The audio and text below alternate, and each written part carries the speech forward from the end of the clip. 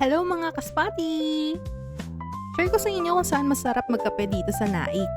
But first, heart mo itong video. Bakit? Wala lang, bakit ba?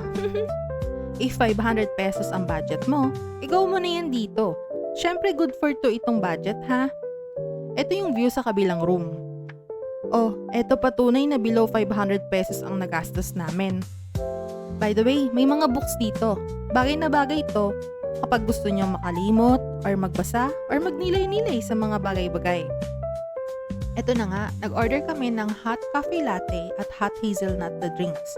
Dinagdagan din namin ng isang cake. Total of 335 pesos. Kung para sa'yo, pili ka ng kape na gusto nyo. For food, I suggest order ka ng mini carrot cake nila. Mini carrot cake pero malaki siya actually. O ayun lang. O diba? Sulit na sa kape at cake, may sukli pa yung 500 pesos mo. Thank you for watching!